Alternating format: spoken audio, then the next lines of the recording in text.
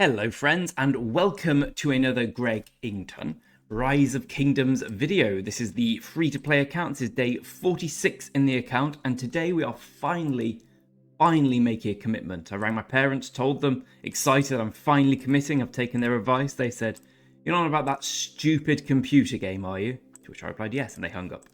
But in serious news, today we are committing to our big friend here, Kusunoki. So we are committing to 2 archer marches when we go into KVK1 instead of 1 archer, 1 infantry and 1 cavalry, or a combination thereof.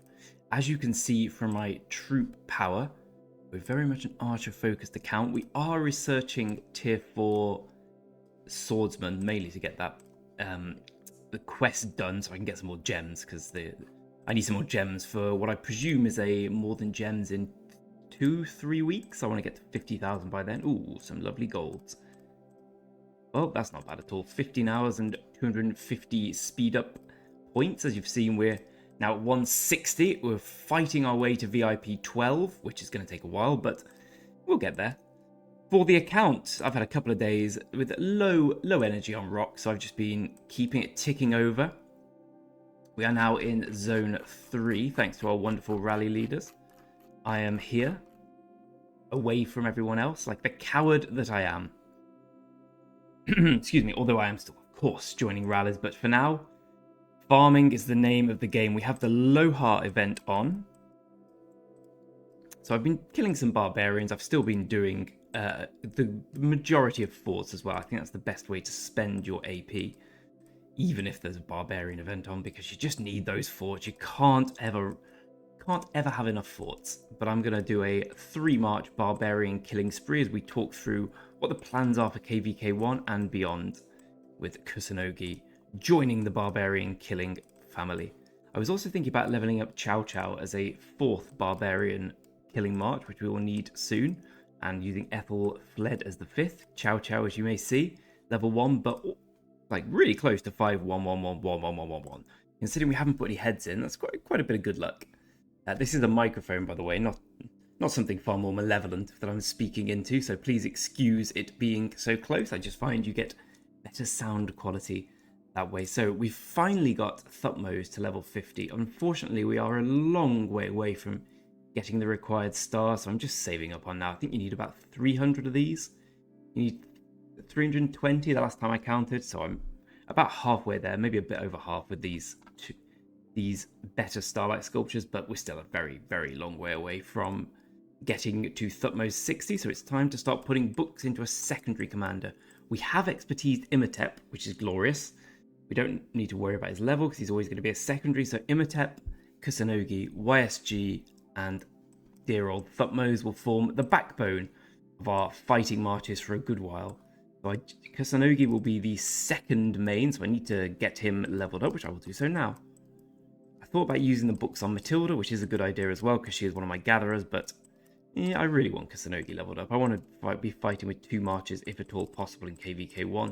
So let's just start pressing that level up button. Level up. Oh wait, he's already there, isn't he? There we go. There's 10 more levels for Kusunoki. The commitment is real. Just like with Thutmose, I'm going to put all the points into archers, get this full, and then work on skill. I think, in fact, no, Thutmose has support, but it's a very similar setup. Kusunoki's a good archer main. He's pretty tanky. He's not as tanky as Thutmose, but he'll probably be about comparable when I get him to level 60 and get him to 5555, which is, of course, a lot easier for the epic commanders than it is for the golden commanders for whom you need the gold heads. In fact, we can probably level him up now with some heads. I lied. We're getting fewer every day because we get the gold ones now from VIP 10, which is a nice problem to have. So in terms of next upgrades, I'm slowly working on City Hall 24, slowly being the operative word given our lack of resources and the huge resource need for this, the need for the wall, which is the more pressing concern, and the fact I need to upgrade the stable, the barracks once more, and the siege workshop twice after this. We really are a long way away from level 24, at least a week, I'd say. Hopefully I can prove myself wrong on that front, but yeah, at least a week. I'd like to say thanks, by the way, to so many of you who've written in with really good free-to-play accounts, far better than mine. Mate, it's actually made me think, because I was, you're competitive when you do videos, you want to be the best, but the initial point of this series was to have a realistic, how well can you build a free-to-play account without being insane? And I'm slightly insane in that I spend a lot of time on Rock, I've started spending a lot more time on the farm account for this, but I'm still clinging on to the last vestments of sanity, so I'm going to stick to my guns and say we're not going to go a full four farm approach to this account. We're still going to keep one main, one farm. So we're going to build it up. It's not going to be slowly. We're still going to do well. We're not going to be the strongest free-to-play player, but we're going to use all our wiles and skills to build it up instead of just completely bombarding it with farms. I'm certainly not going to buy resources or anything, as someone may have suggested in a previous video, because that goes against the plan of being free-to-play. Another good thing about being free-to-play is you don't have to put any money in the game. It's not just a challenge, it's also good for your bank balance. And considering I've been putting a lot of money in my other main account in KVK3 now, I'm pretty happy with that setup. As I said, I've finally started researching the level 23 thing for the at level 23 researching the long swordsman. I forgot that 23 means you get these ones as well. I thought it was when you got all of these, so I've been able to start researching Pavis and Bodkin arrows. The one bit this account is really lagging behind on is equipment. We have absolutely no purple blueprints for archer equipment. We have some of these. The best one we've got is 8 revival helm, 8 flame tread, 4 revival helms. We're a long way away from that. We are going to try and put some gems in the egg event, the Holy Knights Conqueror, at some point. But I think the gems are still better placed going towards VIP till I get to 12, and then towards YSG. YSG is going to be an interesting one. How high are we going to level him up? Because we could expertise him, but it will probably take till KVK3, which means we miss a load of commanders, we miss a load of heads for KVK3 when I could be putting him in Boudica Prime, in Zhugliang, but at the same time, that way we don't spend 200 days just with average commanders. Like, YSG is still great. He's not as good as he was, because Zhugliang's come out and really does take his crown in Season of Conquest and beyond, but he's still really good. So I'm most likely going to be putting heads, and a lot of them, into YSG as and when we open him. In terms of this kingdom, as I said, we're in Zone 3 now. It's day 46. We've probably got, I can't remember when KVK1 is. I want to say 85 days, but I'm not quite sure that's right. We still have a long time before KVK, so I'm hoping to get at least 12 million power, more than likely more. Most likely more than 12 million power. Obviously, the idea is to get as strong a power as you want, but predominantly you want to be a good fighting player, which I'm still a long way away from thanks to my lack of equipment. So that's going to be a concern until I start getting the revival set or enough blueprints for the flame treads, or I can't remember if that's the cavalry one. We have no chests to open. In terms of quests, at the moment we've done Ceroli Crisis, we took all the resources, as is our want at the moment. We've got an MG going on. Obviously we're not going to be competing for Charles Martel. Not only is he pretty useless to us, it's also no chance we'd get anywhere near it.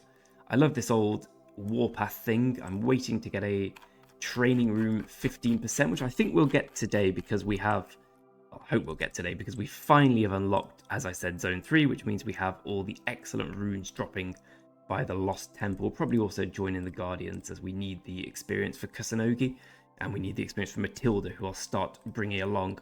I'm thinking that my tier 4 non-archer troops will begin to be used for flag filling in KVK. They're not going to provide me much benefit. I've only got enough strength and energy to maximize one troop type here. I certainly can't be going crafting equipment for cavalry and infantry and hoping for the best. It just won't work out well. So we'll just use those as flag fillers. Flag fillers help the kingdom out, get some kill points, and we'll do our main open field fighting with Kusunoki and Imhotep and Thutmose YSG. Probably in those combinations. Actually, there's something I'm not particularly well versed on. Has anyone got a suggestion for how I should best use those for? Well, Thutmose and Kusunoki will be the primary commanders. But if anyone could tell me which combination is best, we're going to have a 5-1-1-1 Thutmose, and we will have a maxed Kusunoki, because I won't be putting the gold heads in anyone out. And we have a maxed Imhotep. So if someone could perhaps let me know what you think is the best combination of those 3 commanders, I would be greatly indebted. As you can see, no forts are running at the moment, so I guess we'll just carry on slaughtering some barbs.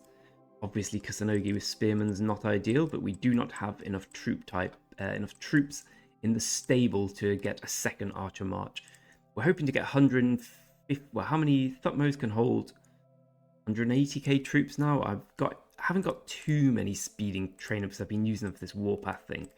I've still got a fair amount. I might burn through some today, just to get myself more archers and be more useful, get myself further in the expedition mode. I'm currently at level 53.